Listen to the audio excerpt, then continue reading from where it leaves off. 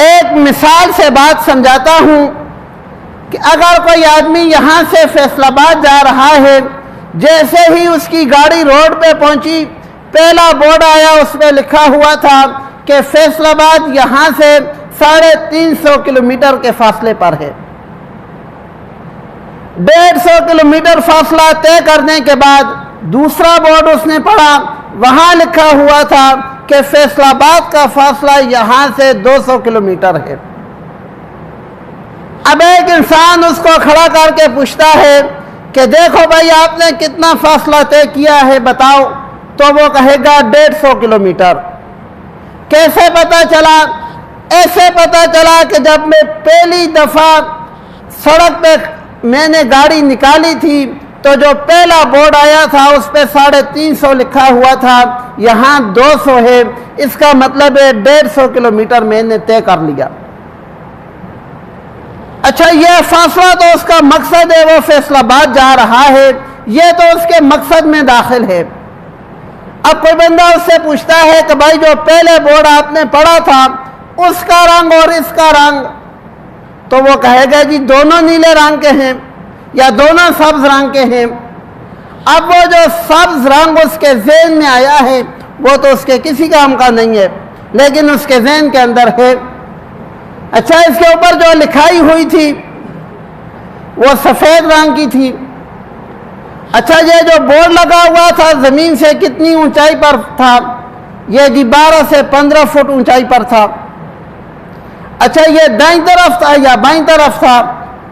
یہ ساری چیزیں اس کی ضرورت کی نہیں ہیں، اس کی ضرورت صرف مسافت ہے کہ فاصلہ کتنا ہے، لیکن یہ باقی چیزیں اس کے ذہن کے اندر نقش ہو جاتی ہیں۔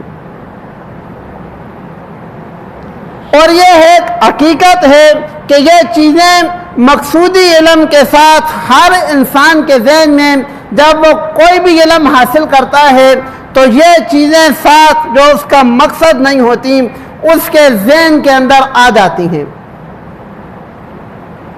یہاں تک سائنس نے تحقیق کر رکھی ہے کہ جب بچہ ماں کے پیٹ میں ہوتا ہے 7 ماہ کا ہو جائے تو اس کے ذہن کے اوپر اگر اس کی ماں جو چیز کھاتی ہے اس کا اثر بھی ہوتا ہے، جو سوچتی ہے اس کا اثر بھی ہوتا ہے، اس کی خوشی کا اثر بھی ہوتا ہے، اس کی غمی کا اثر بھی ہوتا ہے۔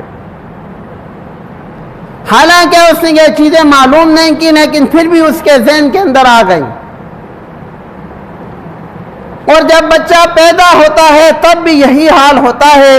تو اسی چیز کو جب غیر مسلموں نے، کافروں نے دیکھا کہ کچھ چیزیں تو انسان جو حاصل کرتا ہے علم میں وہ اس کا مقصد ہوتی ہیں، لیکن کچھ چیزیں اس کے ساتھ ویسے ذہن میں پیوست ہو جاتی ہیں، تو انہوں نے یہ جو ساتھ ویسے پیوست ہونے والی چیزیں ہیں ان پر اپنی محنت شروع کر دی۔ اور اس محنت کا نتیجہ یہ نکلا کہ آج اگر ہم لوگ کوئی نعت لگا کر سنتے ہیں تو وہ نعت تو پڑھنے والا پڑھ رہا ہوتا ہے، ہم نعت سن رہے ہوتے ہیں، لیکن پیچھے کوئی نہ کوئی آواز، کوئی نہ کوئی ساز، کوئی نہ کوئی بانسری، کوئی نہ کوئی دف، یہ چیزوں کی آواز آ رہی ہوتی ہے۔ تو اس چیز کا تصور کہاں سے آیا؟ یہ وہی لاشعوری تصور ہے جو ہمارے ذہن میں بھر دیا گیا، اور یہ اتنا بڑھا گیا کہ آج کے مسلمان کو، مسلمان کے بچے کو اگر قرآن مجید کی تلاوت کی ایک سورت سناؤ وہ نہیں سنتا، لیکن گانا سناؤ تو وہ سنتا ہے۔ آج مسلمان کے بچے کو نماز سناؤ وہ نہیں سنے گا، گانا سناؤ وہ سنے گا۔ آج کے مسلمان کو بٹھا کر اس کو نماز پڑھاؤ سکھاؤ وہ تنگ ہوگا، اسی کو بٹھا کر اگر بانسری بجانا سکھانا شروع کر دو وہ خوشی سے سیکھے گا۔ تو یہ مسلمان کے ذہن میں کہاں سے آئی تو میرے بھائیو یہ وہ لاشعوری چیز ہے جو ہمارے ذہنوں کے اندر داخل کر دی گئی، اور آج جب ہم پاک پیغمبر صلی اللہ علیہ وآلہ وسلم کی نعت مبارک سنتے ہیں تب بھی یہ میوزک ہمیں سنائی دیتا ہے۔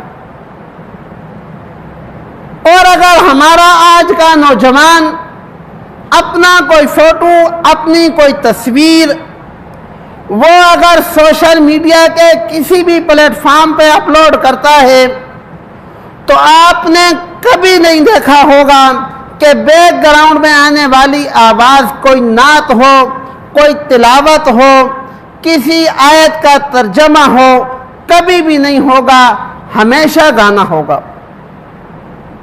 حالانکہ وہ مسلمان کا بچہ ہے، مسلمان کے گھر میں پیدا ہوا ہے، 24 گھنٹے مسلمانوں کے معاشرے میں رہنے والا ہے، اپنی تصویر کے ساتھ ہمیشہ گانا لگاتا ہے، نعت نہیں لگاتا، تلاوت نہیں لگاتا، حدیث مبارک نہیں لگاتا، اور قرآن مجید کا ترجمہ نہیں لگاتا، حدیث مبارکہ کا ترجمہ نہیں لگاتا۔